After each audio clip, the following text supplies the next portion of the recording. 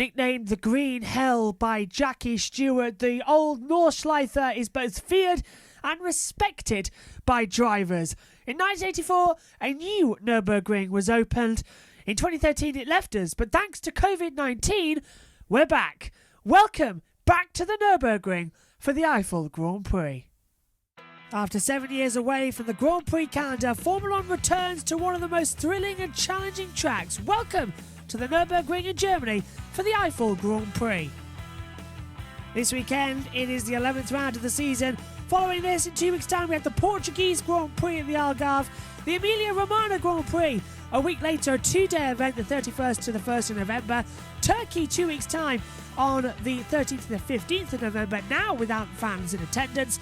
2 races in Bahrain, the second called the Shakir race, that's in early December, and the season rounds out on the 13th of December in Abu Dhabi. Lewis Hamilton leads the championship, 205 points to Valtteri Bottas on 161.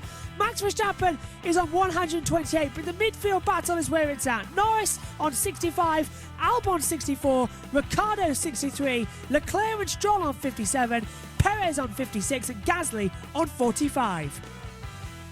On the second page, it's Carlos Sainz on 41 points. Esteban Ocon is 36. As Megan said, quite shocking for Sebastian Vettel to just have 17 points on the board. Then Kvyat 14th on 14 points. Hülkenberg still strong in 15th place on those 6 points. 2 apiece for Alfa Romeo's Raikkonen and Giovinazzi. 1 for Magnussen, and no points on the board for Latifi, Russell or Grosjean. In the Constructors' Championship, Mercedes leads the way, 366 points, more double clear to Red Bull's 192. McLaren, Racing Point, Renault are in a midfield battle on themselves, 106, 104 and 99. Ferrari battling AlphaTauri, 74 and 59. Alfa Romeo in a personal battle with Haas over 8th and 9th. And Williams still yet to go off the marks with no points. It's the newly named Eiffel Grand Prix at the classic Nürburgring, and this is your Thursday weekend preview.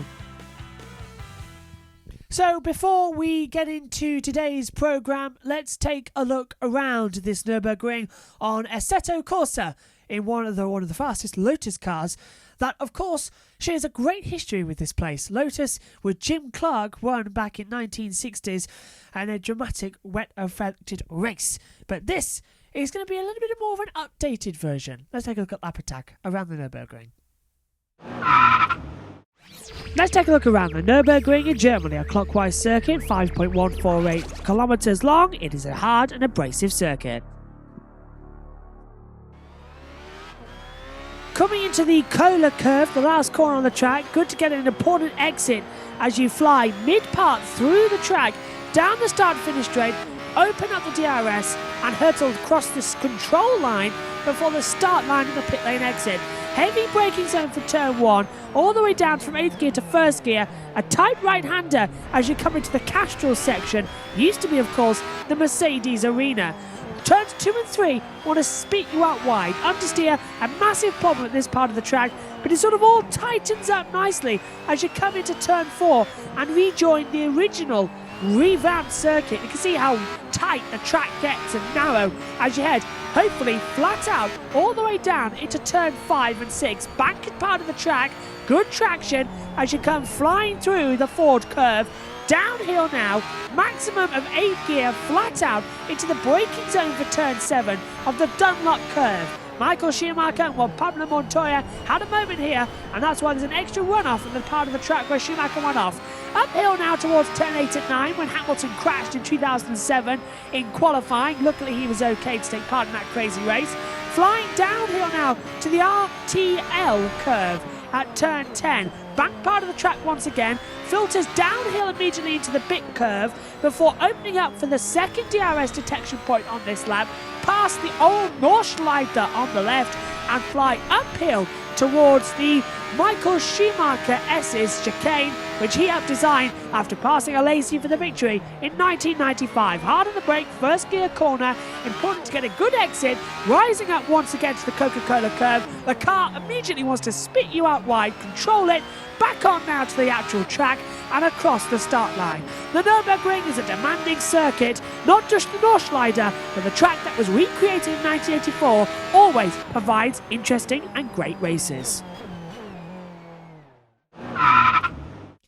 And hello and welcome to the preview show for this weekend. Welcome up to the commentary box. Megan Birch joins me in what is sort of going to be like a dual custody role of the presenting duties this weekend, as you're hosting practice tomorrow and I'm hosting the qualifying of the race.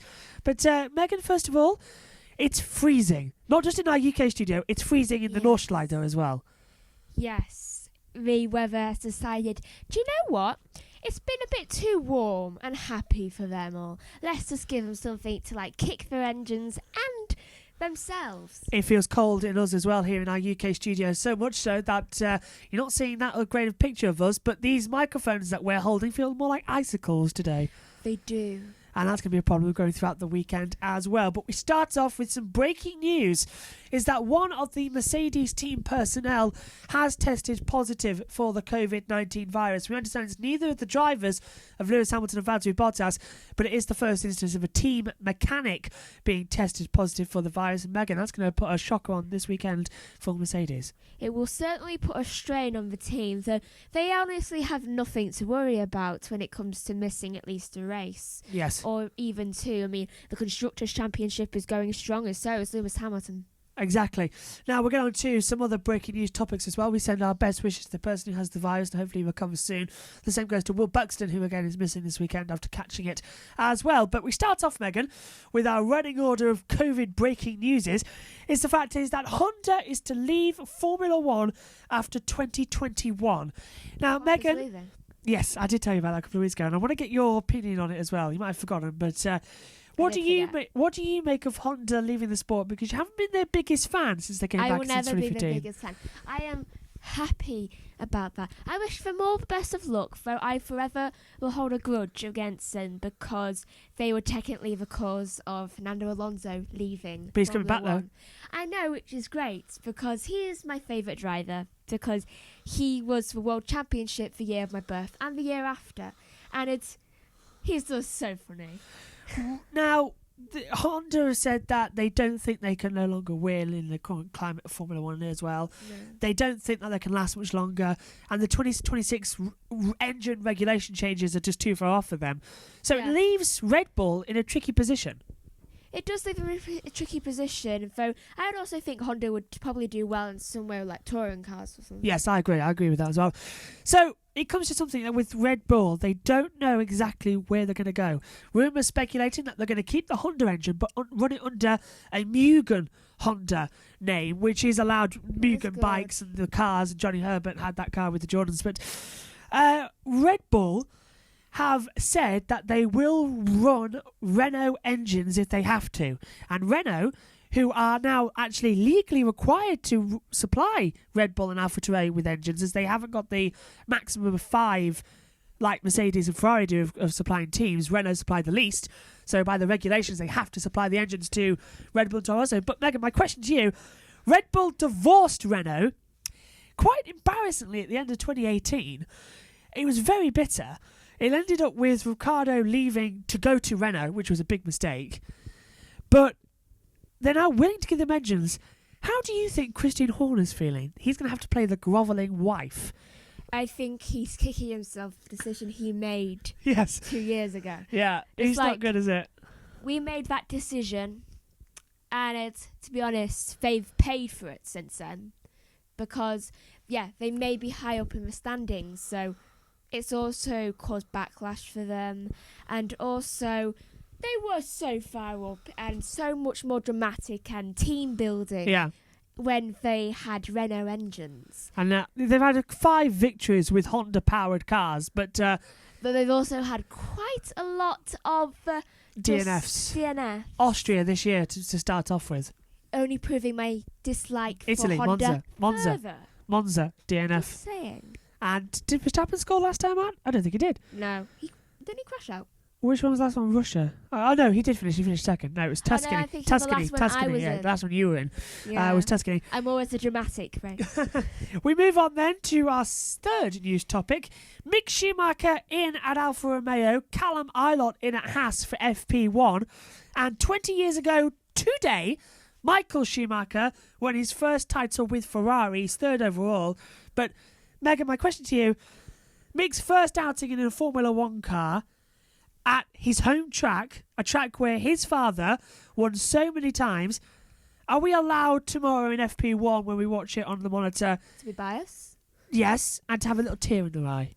Yes, because it's almost like history repeating itself. Yeah, it's going to be good. And as you can see, we've got the German flag up as well because we are in Germany. This is the Eiffel Grand Prix, but it's the Nurburgring in Germany. And Megan, Callum Ilott, who is Mick's rival in Formula 2 for the championship, he's British, of course, getting a go in the Haas. How do you think he's going to go? I know you haven't seen much of Formula 2, but we keep raving about Callum Ilott. Is he going to perform well in mixed weather, or is he going to just sort of take it easy on his first day? I think he may take it a bit easy. And also, I just realised something. I'm dressed in the German colours. Oh, so you are. And it's You've even got a red band. Red is.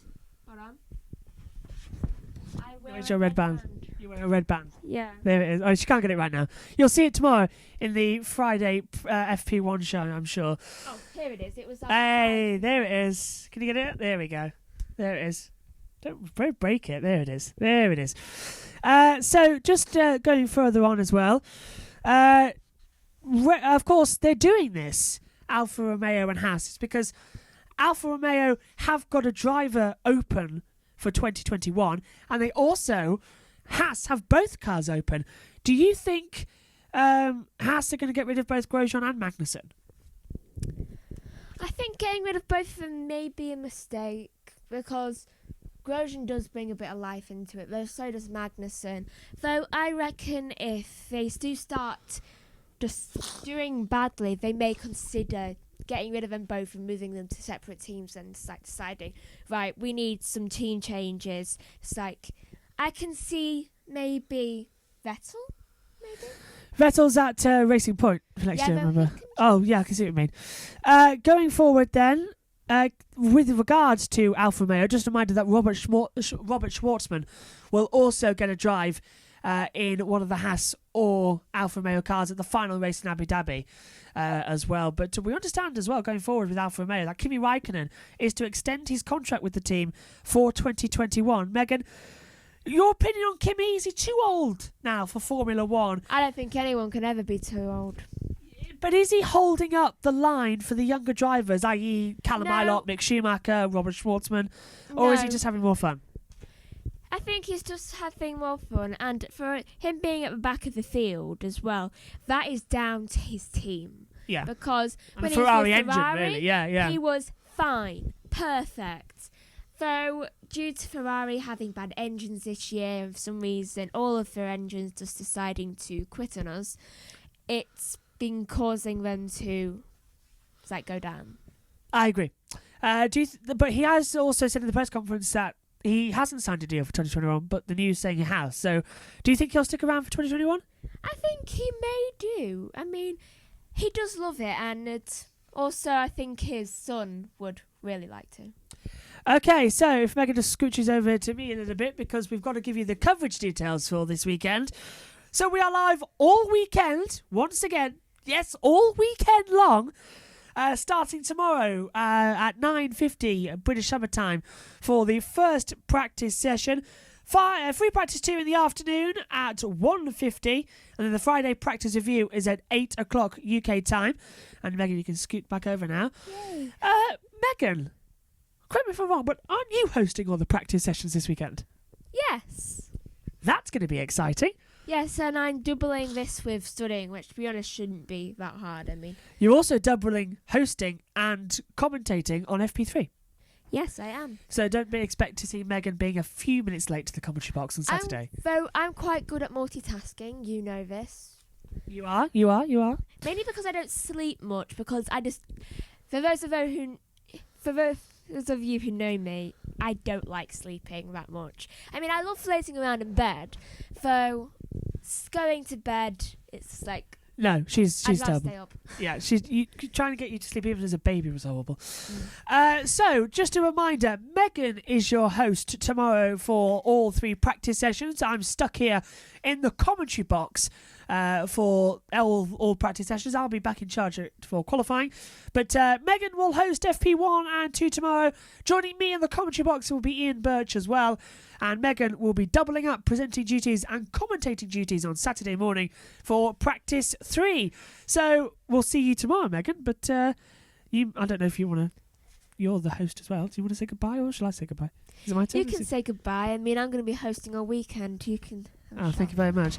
I'll get the golden shot, can I?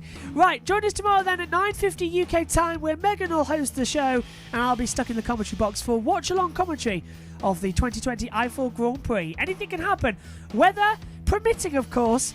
We should be in for an exciting weekend. It was all here, though. Good night.